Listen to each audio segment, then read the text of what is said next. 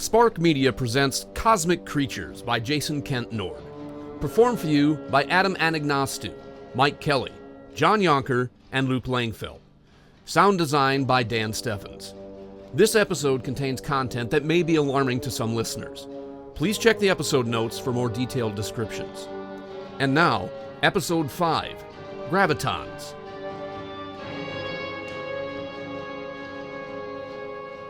Officer Lutz places the final stone that we gathered on the remains of the poor duck creature. He didn't want a coyote or anything else to come along and eat it or drag it away before he could come back with a team to collect it. Throughout the process of collecting the rocks, Fitch bombarded us with questions, and Nick had to explain what happened a couple of times. They looked at me for explanations a few times, but I said nothing. Thankfully, Ellie told them to just leave me alone. She seems to have a motherly instinct when it comes to me. Well, great. I'm officially her charity case now. What are you doing out here anyway? Ellie asks Fitch, changing the subject. Aren't you supposed to be in school? Aren't you supposed to be in school? Fitch rebuts. My mom got called in to work a double, he replies. No ride. Nick told me once that Fitch has a single mom who normally works evenings and Saturdays, so Fitch doesn't see her much. Nick's met her a few times and said she seemed eager to get Fitch out of the house and out of her hair. I mean, yeah, I get it. Let's go, Officer Lutz says. This way, Nick replies. He leads the way, followed by Officer Lutz and Fitch, while Ellie and I take up the rear. Fitch resumes his babbling. What if these things have alien boogers and germs and I get some cosmic flu and die? That would be a shame, Nick replies wearily. I'm serious. I could die now. What if everyone dies? Fitch says. What if we turn into zombies and shit? He adds excitedly. Then we'd be zombies with empty bowels, Nick deadpans. What's your problem, dude? Fitch complains. Look, Nick replies with a limp, placating gesture. I don't know about germs and stuff, but there's nothing I can do about it. Maybe they just die, like in War of the Worlds. I'm a little bit more concerned about getting eaten first. Or about Dad getting... A blood-curdling scream cuts him off. We all flinch so hard that we reel back off the faint path. It was a creature, not human. And it came from very close by, off to the right. We freeze, terrified to move or utter the quietest word. My heart races, and my eyes and ears strain to pick up more information about this threat. All I can hear is my heart beating and blood pulsing. It's so loud I fear it's calling attention. I realize I've halted breathing, but breathing doesn't seem as important as staying quiet. Bushes shake wildly a mere 10 yards away. They aren't small shrubs either, but large ones. Either Bigfoot has found our woods, or it's one of the creatures. For once, the alien possibility is more the probable. Officer Lutz aims his gun at the rustling bushes. There's a small click as he disengages the safety. He starts circling to his right for a clear sightline. Without making a sound, he stealthily steps past twigs and the small brush at our feet. He spaces himself a good 12 to 15 feet from us before stopping and waiting, gun still pointed. I can't swallow. I've never been more terrified in my life. Officer Lutz is our sole defender from who knows what. The fear I feel for all of us prevents me from thinking too hard about how Ellie and I have gravitated together, and how we are clutching each other without averting our eyes from the bushes. I only briefly wonder if she is supposed to be protecting me, or if I'm supposed to be protecting her. The sound of something breaking through the tree limbs in our general direction is followed by a very heavy thud, as a bowling ball-sized stone comes to rest just a yard away from me and Ellie. We both jump back. Officer Lutz spins towards us and looks down at the hefty stone, frowning. We all share a, what the hell, look for a moment. I see the realization of the diversion wash over Officer Lutz at the same time I sense the moving shadow and hear Ellie inhaled scream. Officer Lutz swivels back around to face the ensuing ambush. A creature with the body of a monkey and 8 lashing arms like an octopus is descending onto Officer Lutz, lashing violently. He collapses under its weight with a grunt and rolls. The octo-monkey tumbles off, furious. The carnage is short-lived, but severe. Already Officer Lutz's shirt is torn and bloodied. He reaches out to take aim with his gun again, but his hand and focus are unsteady. He doesn't seem to raise his arm enough. The creature is back on him in a blink, horrifically ravaging away with multiple limbs. Officer Lutz, on his back, manages to squeeze off 2 point-blank shots. The creature reels back with a snarl that sends shivers through my bones. It's momentarily stunned, but still alive. I squeeze Ellie's arm more tightly and pull us back a few steps. Officer Lutz's arm flops to his side, and the gun drops free. He's gravely injured and clearly out of the fight. The octo-monkey uses 3 of its arms to inspect 2 orange oozing wounds in its torso, while 3 more support its weight, and the remaining 2 flail wildly in pain, anger, or maybe both. I stare at it in terror. It's clear that it has plenty of vigor remaining. My vision is going a little blurry. The realization hits me. This might be the end for all of us. It could truly be it. The weight of that possibility hangs heavy. This doom that I've unleashed causes my chest to tighten, and my breathing becomes a struggle, constricting tighter and tighter with every inhale, as if the very air is slipping away. Movement in my periphery catches my attention. Nick is racing towards Officer Lutz, and he slides like he's taken second base. He swoops down his hands to retrieve the dropped handgun. The beast notices him, it targets him, and lunges. "Nick!" Ellie screams, unconsciously leaning toward him. Nick fires, and the creature collapses inches short as he recoils and frantically scurries from the terrifying beast. I pull Ellie back, maintaining our distance. Octo-monkey is still moving and trying to engage Nick, but it's struggling. Nick, despite his undeniable courage, visibly trembles as he pulls himself unsteadily to his feet. He trains the handgun at the creature. Watching the unbalanced octo-monkey move slowly toward Nick, I don't know if another powerful blast is necessary, or if the thing will succumb. Nick takes slow steps backward as the creature inches toward him. "Shoot it!" yells Fitch. Before Nick can, his heel catches a root and he trips backwards. The gun flings away into some leaves as he falls to the ground. Perhaps sensing an opportunity, the octo-monkey summons its remaining strength and struggles to its many feet, gazing intently on Nick. Nick reaches blindly with his hand, swiping through the leaves to locate the weapon. He gives up once it becomes imperative to crawl out of the creature's advancing reach. As I remain frozen and transfixed, Ellie pulls away from me, reaches down and jumps into the fray with a heavy branch, nearly as long as she is tall. With impressive strength, she wields the branch up high above her head and brings it swinging down. The forceful strike splits the rotting wood into pieces across the creature's head. The beast crumples to the ground. Ellie regathers the remaining 3-foot-length branch and plunges it into the beast's largest wound, sending a good measure of orange goo spurting. She pulls it out for another plunge, but stops short. The damage is enough. With the pool of gooey blood spilling from its wound, the octo-monkey twitches a few times before finally lying completely motionless. Ellie stands over it, panting, the branch still clutched in her right hand. Nick climbs to his feet and finally locates the gun. He eyes the creature warily, seeming to debate one final shot just to be extra sure it's dead, but ultimately holds off. We all stand there in silent shock. Our attention toward the dead creature lasts long enough to know that the battle has finished. I turn my gaze to Officer Lutz, and a surge of guilt courses through me, propelling me to rush to his side. As I kneel by his side, a chilling realization washes over me. He isn't stirring. His chest isn't moving. I desperately search for a pulse or for a breath that's nowhere to be found. There's nothing to be done for him. The horror sets in. Officer Lutz is...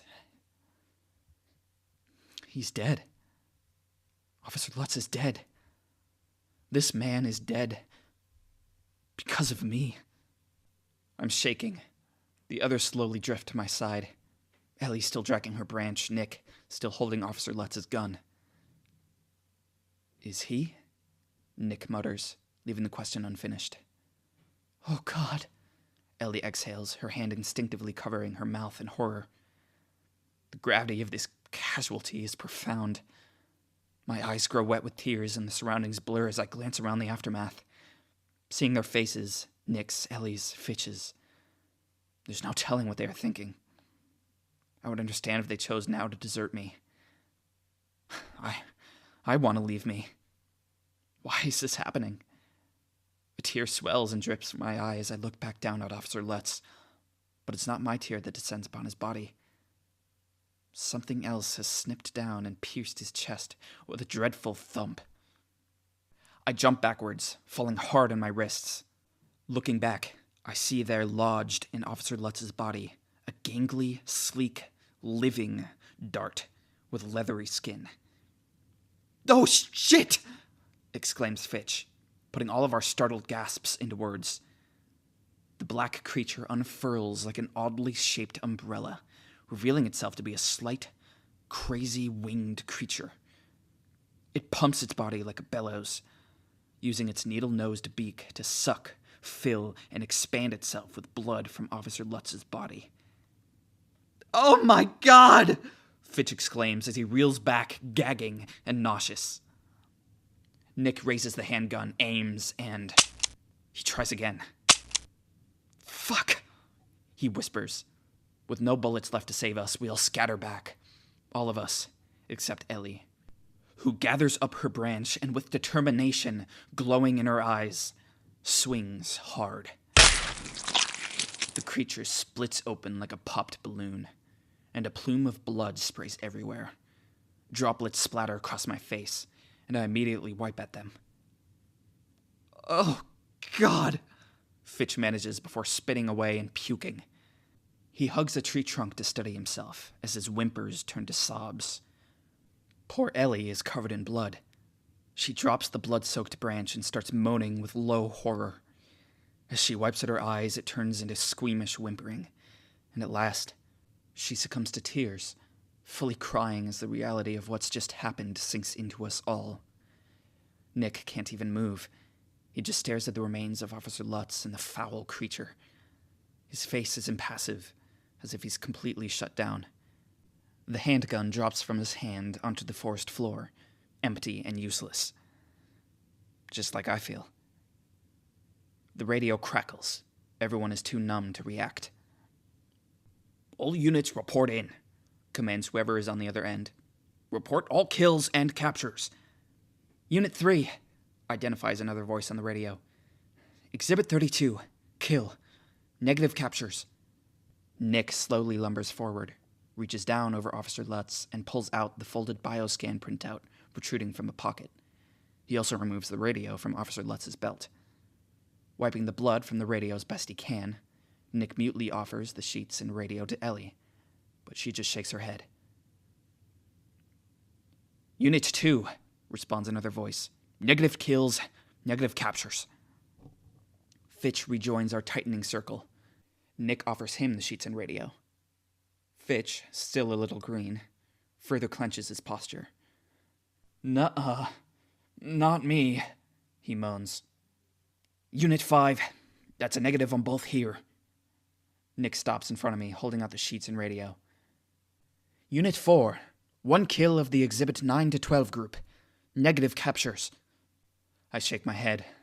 Nick's blank stare insists, and he holds them out so they're touching my chest. We're locked in a contest of blank stares. Unit 1, come in, calls out the original voice. Unit 1?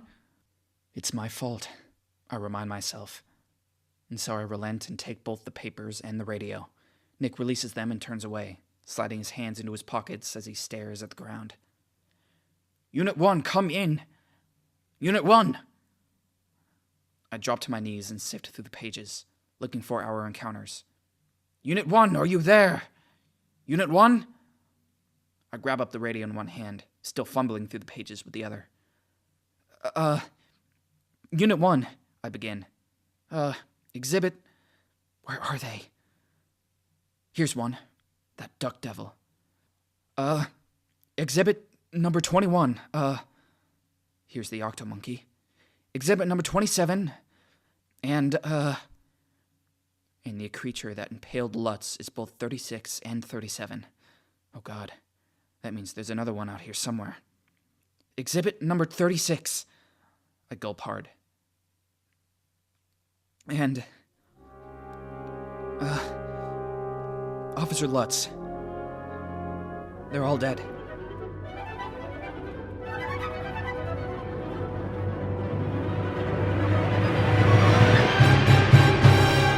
Word came through that a private research facility located 6 miles outside of Portman, a small city in central Washington, conducted some kind of experiment that somehow resulted in some alien animals being zapped into their facility. They specifically deny the presence of any humanoid or intelligent contact, but apparently a bunch got out and into the surrounding valley. So now it's our problem. Colonel Harstad will land there, a place called Quantum Labs, and get to the bottom of this nonsense. $100 says he'll find out that some simple gas leak made a bunch of scientists hallucinate, and I'll be home in my own bed tonight. The thought of Colonel Harstad putting the clamps on a bunch of whacked-out pencil necks makes me grin. Staring out the chopper's windows, I take in the heavily wooded terrain. The lack of ground visibility complicates matters. Satellites will have to feed us infrared images. The hope is that the body temperatures of any supposed creatures are sufficiently variant from the surrounding environment. If not, we're basically blind, and the options go down in number and up in severity. Sorties could drop payloads on the red zone in as little as an hour if necessary, but the highest probability is for fireworks by morning. My training is really kicking in. I can't help but stay focused in case the circus really is in town. While I have serious doubts about the intel we're acting on, if there is indeed some biological threat, alien or otherwise, the cold, hard reality is that we are prepared to make certain the death toll is limited to 5,000 or 25,000, not millions or billions. Presidential authorization for those kind of casualties will be sought, but we've attained advanced orders for all number of scenarios, some of which require asking for forgiveness rather than permission. We'll have to gauge the threat on the ground as quickly as we can and react accordingly. No time for bleeding heart assurances. But who am I kidding? Alien animals? Not likely. There it is. Quantum Labs. As planned, 4 choppers break formation and descend. Give 'em hell, Colonel. This chopper will be arriving at Portman in a minute and setting down right on the road. I secretly hope for an audience. I want to see some shitting of bricks so I can laugh about it over a celebratory beer when we're done this evening. We always get big eyes when we run training exercises, but bystanders are always informed about such gigs. Reactions to an unexpected real-world response? It should be a riot. My task is to seal off the road in and out of town and start setting up a quarantine holding area for people coming out of a 5-square-mile red zone surrounding the facility. The road network through the red zone is limited to a single winding 2-lane highway and a collector road serving a small subdivision of a couple dozen homes. Rural roads are sparse and the nearest paved highways set up a perfect 20 by 30 mile perimeter. 2 platoons will drop immediately along points on the perimeter, 1 dispersed along the east and south, 1 dispersed along the west and north. A caravan of armored vehicles and 2 more platoons will arrive within 2 hours to fully encircle the area. Portman hosts about 5,000 residents and is squarely inside the zone. Some smaller towns of a few hundred people flank the perimeter. At the northern end of the valley is Benoit, which has a population of 20,000. It's a little close for comfort at only 15 miles away, but hopefully we can maintain containment on that end and limit collateral damage if this is really legit. "All right, men," I call out. "Nobody leaves town, period. Anyone trying gets turned back. Everybody else gets detained in their vehicles until the tents are ready. I want them up in under 10 minutes. I nod, and the guys slide both doors open to a blustery whirlwind. Our chopper carries a large net of gear suspended below. We'll set it down, release the tether, slip forward, and set down. Our pilot is a little aggressive moving in. As he checks up, the heavy load below us swings us a bit off target. "Easy!" I bark. "Sorry, Major Wragge," he replies, and then adjusts smoothly into place. "Cut it loose!" I order when I feel the load is down. "Load is down, tether is down," reports a soldier hanging out the starboard side. We continue a short distance up the road, pivot perpendicular to it, and then drift steadily down to the empty pavement. Damn, no pants to soil.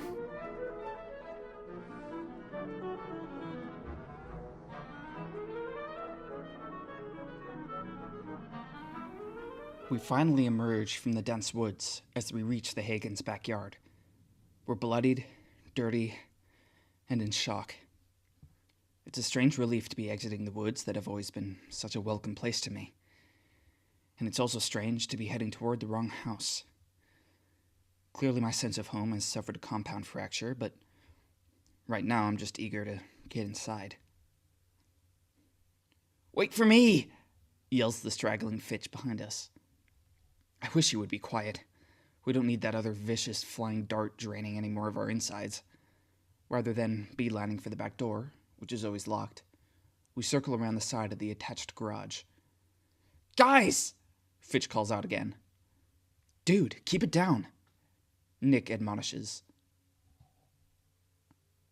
I closely trail Nick as Ellie jogs ahead of us. Still some 15 yards from the front of the garage, the driveway comes into view. Just when I'm ready to exhale in relief, Nick halts dead in his tracks. I instinctively put on the brakes, flailing a bit to avoid a collision. "Nick, what the..."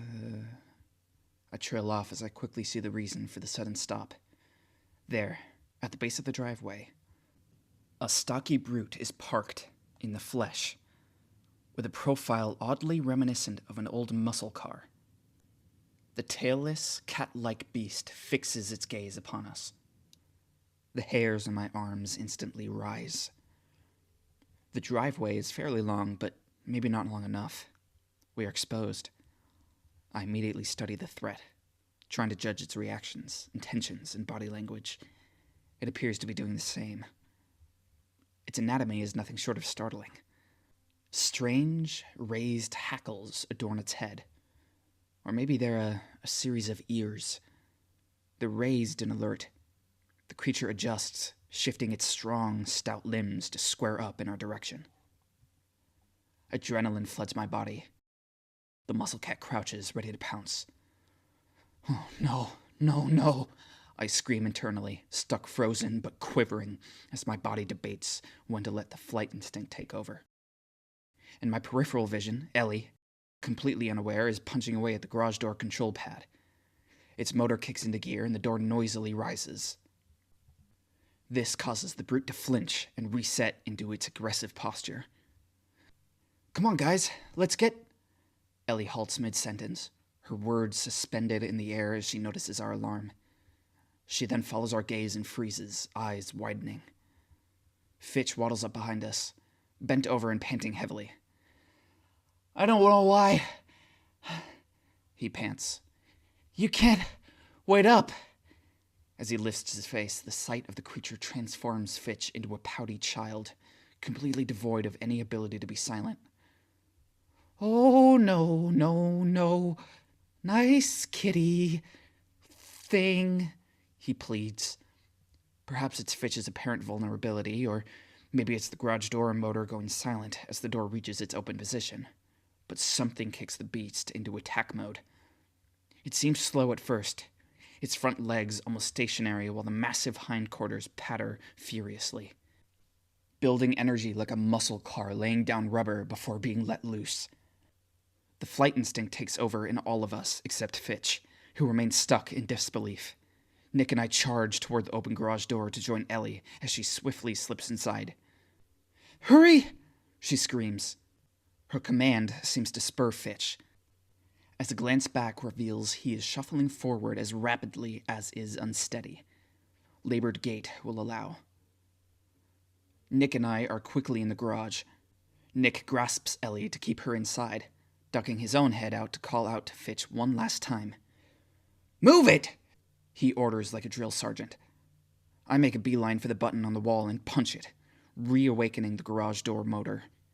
Nick and Ellie step back, their eyes darting between the advancing beast and the narrowing space where Fitch is expected to appear. The dreadful anticipation intensifies as Fitch's stumbling legs come into view while the muscle cat gracefully charges. The door descends, seemingly too slow to stop the beast and too fast for Fitch. My entire being pleads for physics to work in our favor. Fitch finally dives into the garage under a door that barely allows the space for him. There's a click, followed by a violent rumble of the motor fighting the door's momentum and reversing its direction. The safety beam. Fitch passed through the safety beam. My heightened senses sizzle, and I immediately launch toward the red release knob dangling from the opener above. Without pausing to locate the handle, I leap, somehow hitting the target with precision, and my hand grasps hold of the plastic. I feel it release as my weight descends, breaking it from its firm hold. With desperate hope, I turn to see if it will close in time. But it's just too late. The creature's front paws and head plow forward, and the heavy door drops with a thunderous bang onto the animal's hindquarters, obstructing the remainder of its mass, if only for a moment, from entering. The creature emits a strange squawk of protest, regathers itself, and heaves its body forward repeatedly, causing the garage door to bounce with each jerking motion. Adrenaline still controls me, and I instinctively locate the nearest weapon, a snow shovel hanging on the wall. In a surprisingly graceful motion, I smoothly retrieve the shovel, flip it in the air, secure a batter's grip, and forcefully swing it into the beast's head. The blow lands with a metallic thump, but lacks the necessary force. While the blow momentarily stuns the beast, the shovel's lightweight aluminum lacks enough mass to truly inflict significant damage. The brute shakes off the blow, grows irate, rallies, and surges. I swing again and again, but each subsequent blow has less and less effect, rendering the shovel useless and further infuriating the muscle cat. As my adrenaline supply depletes, a sense of fatigue and defeat washes over me. I retreat from the squirming, wriggling beast, but then a sudden rush of movement catches my attention. Nick charges into the fray wielding an axe raised high above his head. It hovers there for the briefest of moments before Nick brings it hammering down in a blur, yielding a heavy thud and splat. Thick auburn blood surges from the back of the muscle cat's skull. Its weight slumps to the ground and rolls forward enough to allow the garage door to finally drop shut. A sense of uncertainty lingers. It's definitely dead. Right? I hold my breath, as it seems we all do, praying it doesn't move again. Our confidence gradually grows in measure with the lazily expanding pool of blood darkening next to the creature's head. In the dimly lit garage, I finally divert my attention from the beast to my friends. Nick is hyperventilating as he comes down from his own adrenaline burst. Ellie is grasping her head tightly, elbows extended as if trying to stop it from exploding. And Fitch is wheezing and panting, rendered speechless but miraculously in one piece. Exhausted and devoid of energy, I find myself unable to keep my emotions at bay. They surge forth like a tidal wave. Depression and self-loathing rush to the fore as I'm expelled from the reprieve that the terror had provided. Overwhelmed, I collapse in tears, slumping down to the dirty floor, succumbing to unstoppable sobs. "It's all my fault," I whimper after what seems like an eternity of me leaking tears and snot everywhere. Nobody's saying anything. In a sudden surge of anger, I wrap myself across the side of my head. I'm so stupid. The others stand there in continued silence, perhaps diverted from their shock by my emotional display. I refuse to look at them, convinced they must detest me by now. Why me? I rage. Why do I have to be so cursed? Why can't I just be like everyone else? I can only cry, crouch with my head in my arms. Then shoes appear by mine, and a hand lands on my shoulder. A reassuring caress attempts to coax me out of misery. Cale, Ellie says softly. I think she's crying too. I both welcome and resent the pity and support. I'm just so stupid, is all I can muster as I pull at the roots of my hair. Cale, stop, she says. You're the smartest person I know, adults included. Which is exactly my curse. I want to scream. But my energy is gone. You know you're great, Cale, chimes in Nick. You've just had a rough go. The last part rings true, and it touches me. Maybe I'm eager to grasp onto excuses, but my world has collapsed in epic fashion. More than a rough go, Ellie adds. I find myself receptive to their comfort, as childish as it may be to abandon my pain so easily. This is something new to me. This support, this encouragement. I should be excused if I fall for it so quickly. Yeah, dumbass, Fitch says flatly. You're an idiot if you think you're stupid. The abrupt interjection catches us all off guard. I look up enough to see Ellie and Nick shoot Fitch incredulous glares of admonishment. What? Fitch protests. He broke, like science history or whatever. Can't call yourself stupid when you make Einstein your bitch like that. The compliments prompt me to make full eye contact with Nick and Ellie as we question what the hell got into Fitch. But he's not done. Of course, it is all his fault. Get your whining straight is all I'm saying. This has us all smile a bit. Typical Fitch.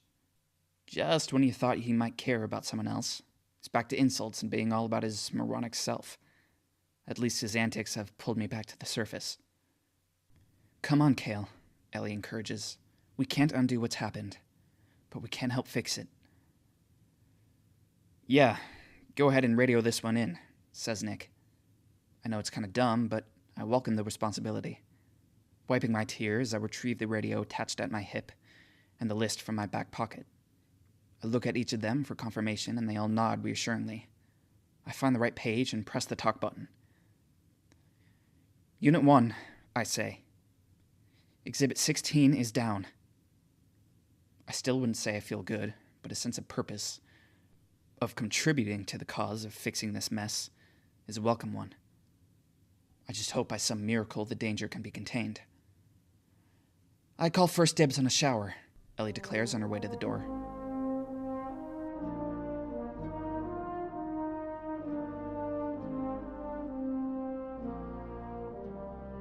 I've blacked out plenty before. This time, though, I'm more confused than usual. I'm surrounded by the unmistakable scent of disinfectant and the rhythmic hum and beeps of medical gadgets. This has happened before, but something feels extra wrong. I finally gather that a nurse is tending to me. Oh, great. What drunken stupidity did I do this time? "Oh, good, you're awake," she exclaims. Her enthusiasm is grating. I move my lips, attempting to speak, but I fail to make more than a whisper of, "What?" Trying again, I muster a mostly broken attempt at, "Where am I?" "Sir, you've had an accident," she says. "You're in the hospital. Providence Portman Medical. You have cracked ribs, some scrapes, and a nasty concussion. Can you tell me your name?" "What?" I start. "An accident. Oh, God, did I hurt anyone? Was Cale in the..." And then it hits me like a ton of bricks. The note, the billboard, flipping the pickup. Oh, God. Oh, holy hell. I didn't die, apparently. Another failure. No, this can't be. I can't be stuck here in Portman. You don't worry about a thing, sir, the nurse assures. You need to rest. All I need right now is your name. She studies me expectantly. Why is she asking my name? Does she know it and is testing my memory? Or does she not know? Was my ID lost? I can't be found here in town. They can't figure out who I am, or there will be a whole big thing of having to explain and having to talk to Cale, and no, it needs to be a clean break. Sir, can you tell me your name? She repeats. I have to get out of here before someone recognizes me. I'm nobody, I tell her. Well, we'll need to know your name and insurance before you're discharged, Mr. Nobody, she teases. She doesn't know my name. That's good. Oh, crap. The pickup. They'll be able to run the plates and identify me. And my wallet must be somewhere. Why don't they already know who I am? I consider asking the nurse what happened, but she beats me to it. A road crew found you in a ditch east of town 5 days ago, she informs. Do you know how you got there? The violent flipping of the pickup flashes in my mind. I must have been ejected from the vehicle before it hit the pond. Did the truck sink? It must have. Surely 5 days should have been enough for them to figure out who I am. Maybe I still have a chance to get out of town before they figure me out. Sir, do you remember what happened to you? She gently asks me again. I consider how to answer. Where to even begin if I wanted to explain? A darkly poetic yet truthful answer occurs to me. I glance up at her and dryly respond. I hit a deer. We hope you've enjoyed Cosmic Creatures, a SPRQ Media production. This program was directed and executive produced by H.G. Zeissler, featuring the voice talents of Adam Anagnostou as Cale Rhodes, Mike Kelly as Russell Rhodes, John Yonker as Dr. Elliot Hagen, and Luke Langfeldt as Major Wragge. Text copyright 2022 by Jason Kent Nord. Illustrations including cover and episode art by Meredith Tuve. Sound design by Dan Stephans. Story edits by Emily Nord and H.G. Zeissler. A special thanks to our founding SPRQ storytellers. Rest assured that no animals, cosmic or earthly, were harmed in the production of this episode. Enjoyed what you heard? Check out more SPRQ stories and find out more about SPRQ Media on our website, SPRQmedia.com. That's SPRQmedia.com. Or check us out on Instagram or Facebook at SPRQ Media. Links in episode notes. Interested in telling stories? Apply to be a SPRQ storyteller today. We're looking for writers, editors, composers, voice talent, and more. It takes a village to tell a story, and we need you. Link in episode notes. Audio production copyright 2024 by SPRQ Media LLC, all rights reserved.